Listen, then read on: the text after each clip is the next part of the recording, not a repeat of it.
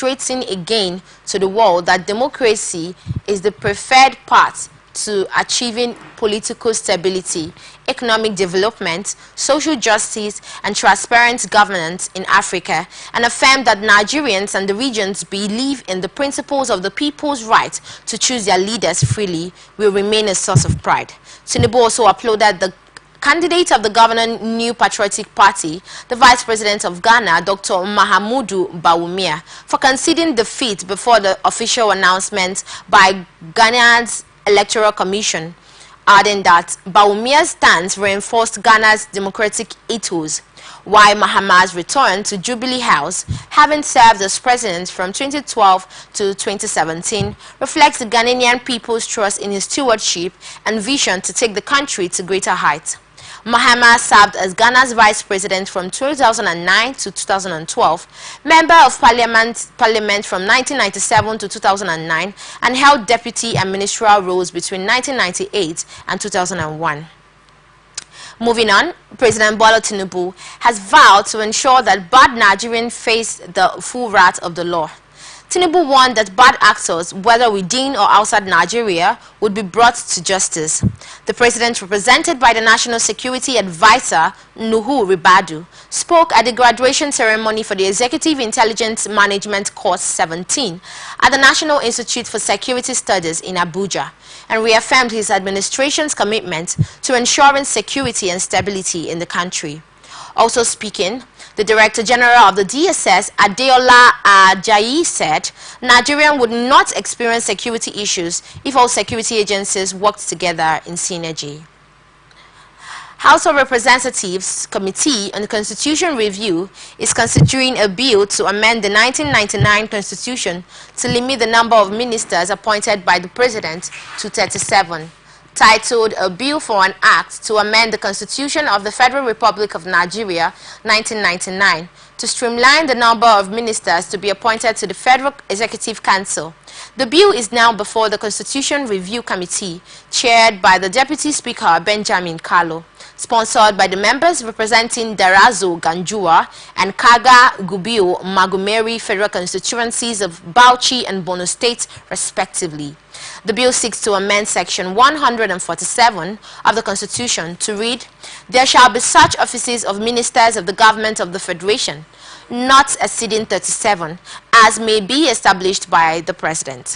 The Federal Executive Council, under President Bola Tinubu, currently comprises 45 ministers, including substantive ones and ministers of state, and the Nigerian President appoints a minister from each of the 36 states of the Federation, and also leaves room for other reasons in the composition of his cabinet.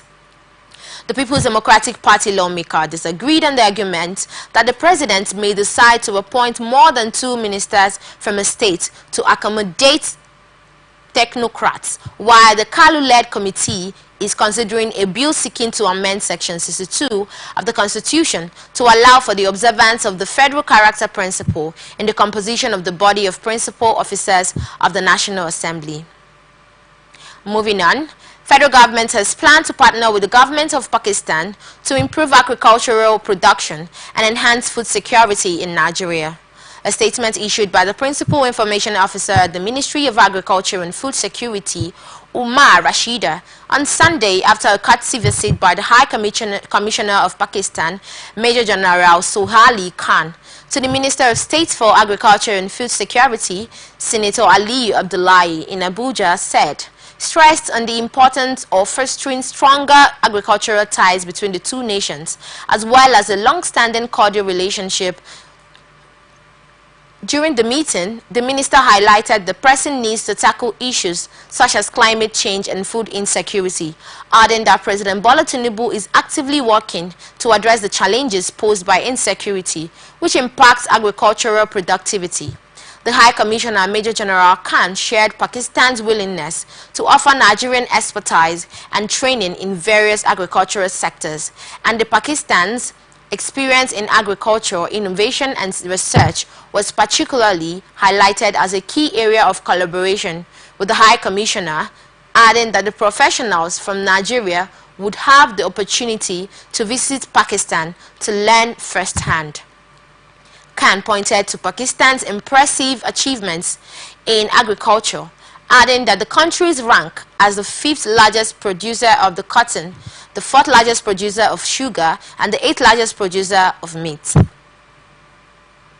Moving on, Chairman Independent National Electoral Commission, Professor Momodu Yakubu, has commenced Ghana's electoral process, highlighting its innovations and political stability as key factors in the smooth conduct of its 2024 presidential election.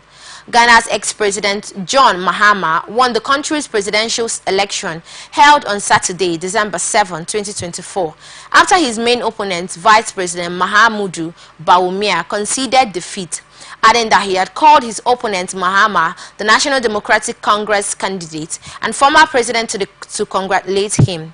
Yakubu, who monitored the election, observed the political stability inherent in Ghana's democracy, noting the consistency of its political party structures and voter loyalty, and also cited the perseverance of the main opposition candidate, a former vice president and the current president Nana Akufo-Addo, who contested multiple elections before achieving success. The defeat in Saturday's election ends 2 terms in power of the governing New Patriotic Party under Akufo-Addo, marked by Ghana's worst economic crisis in years, involving high inflation and a debt default. Moving on, troops of Joint Task Force Southeast, Operation Udoka, have carried out clearance operations in the camps of indigenous people of Biafra and Eastern Security Network, apprehending 2 suspected terrorists. A statement issued by the spokesperson for the task force, Lieutenant Colonel Jonah Unwakalu, in Enugu said the continuation of its clearance operations, troops on December 5, 2024, cleared a IPOB camp at Uhala Ako in Enugu in Imo State. He combined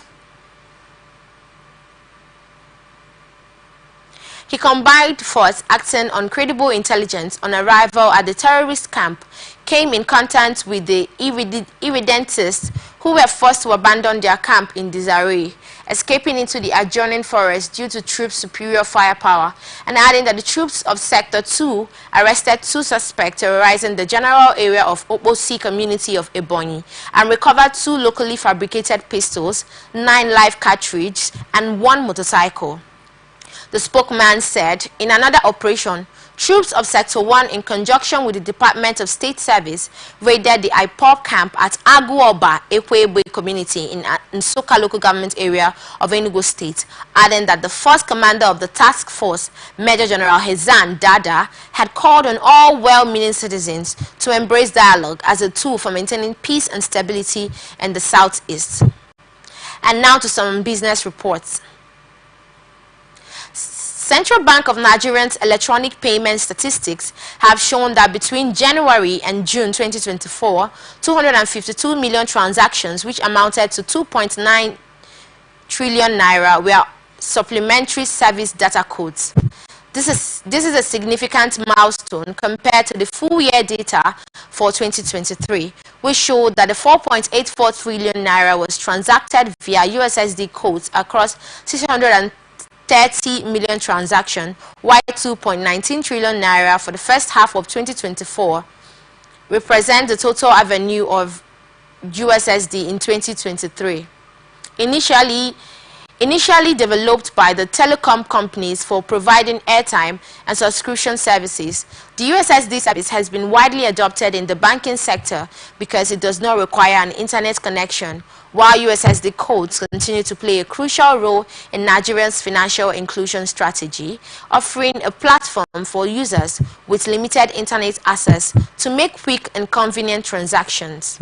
This is especially important in rural areas where internet connectivity remains unreliable and the form of transaction has been threatened by over 250 billion naira debt, which has been a contentious issue for the past 6 years, prompting past intervention from the Central Bank of Nigeria under Godwin Emefiele's leadership and the former Minister of Communications, Issa Pantami.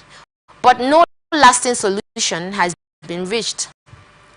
The chairman of the Association of Licensed Telecommunication Operators of Nigeria commented that banks have been profiting from USSD services without fulfilling their payment obligations in the last 6 years. And in Nigeria, we are seeing some progress in the repayment of the 250 billion naira debt tied to structured supplementary service data services, with smaller beginning to settle their obligations.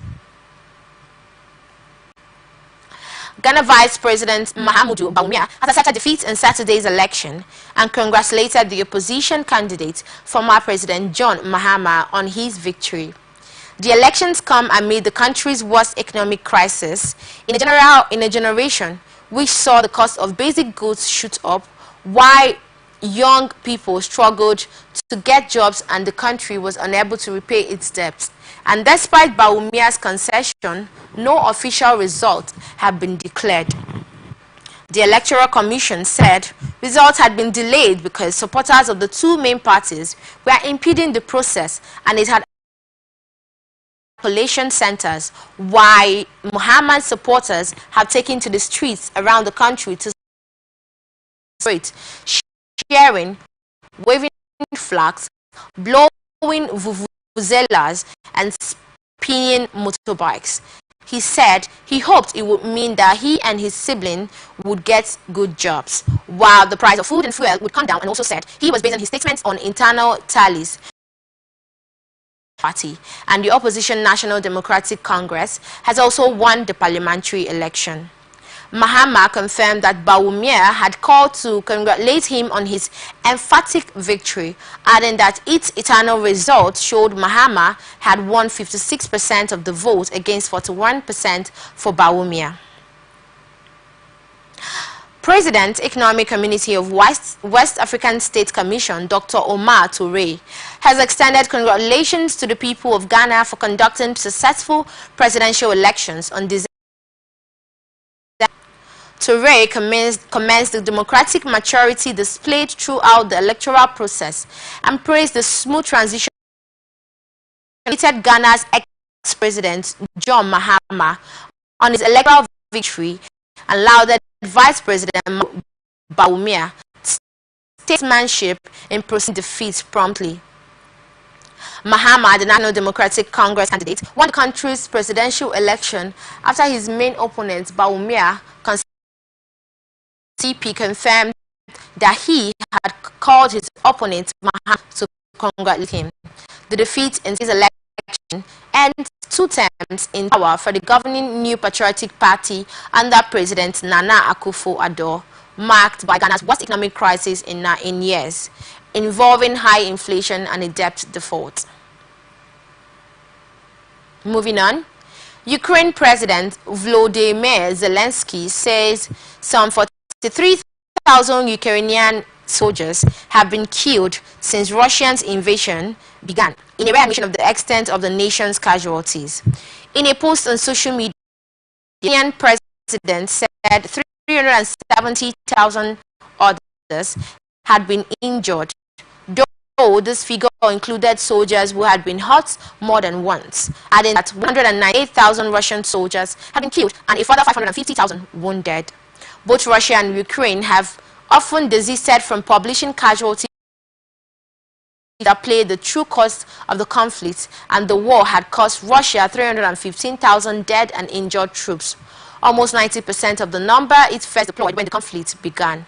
Meanwhile, a New York Times in August, which quoted U.S. officials, put Ukraine's war dead at 70,000 naira with up to 120,000 wounded.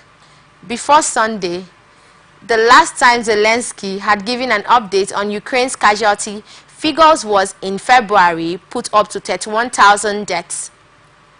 The Ukrainian president was compelled to make his latest admonition after incoming President Donald Trump posted on social media that 600,000 Russians had been killed or wounded, while the figure for Ukraine was 400,000. The Russian Defense Ministry says more than 38,000 Ukrainian soldiers have been killed or wounded in Kursk alone, a number that cannot be verified. On entertainment, Popular Nigerian actress Ayo Adesanya has warned young girls against the dangers of seeking quick financial income. She gave the warning while speaking about the failure of many parents to adequately guide their children and urged young girls to be mindful of their choices, especially during the festive season. She said there is no shortcut to achieving success and warned that not everything on social media is real. Serie A giants at Juventus have Ademola Lookman as a potential target for next summer. Lookman has attracted the interest of European big guns following his superlative displays for Atlanta, and the 27-year-old was close to joining League One giants Paris Saint-Germain this summer, but was persuaded to remain in Bergamo. According to Bianco News, Juventus would move for the Nigerian international if Serbian striker Dusan Vlahovic leaves the club at the end of the season. The old lady is expected to face stiff competition for Lookman's signature, while the tricky winger has so far registered 10 goals and 5 assists in 17 appearances across all competitions for Atlanta this season. Manchester City manager Pep Guardiola says his team cannot think about winning a 5th consecutive Premier League title following a 2-2 draw at Crystal Palace on Sunday. The champions had to come back twice at Selhurst Park to earn a point, while the hopes of taking 3 points were hit after Rico Lewis was shown a second-year card, and City remain in 4th place, 8 points behind leaders Liverpool. Arsenal and Chelsea could both go 4 points clear of Guardiola's men if they win at Fulham and Tottenham respectively on Sunday. And that is the size of the package. Thanks for joining us. I am Nwankwo Mary Jane. You can follow us on all our social media platforms: Twitter at Atlantic TV Net, Facebook and YouTube at Atlantic Television Network, Instagram at Atlantic TV Network. Peace and unity are the pathways to progress.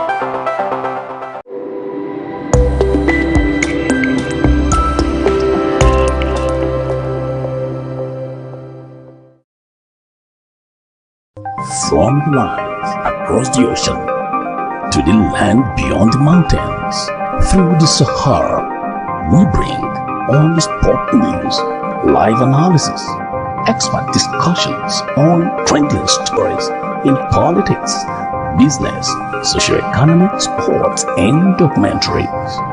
So catch all the updates on the happenings around the globe.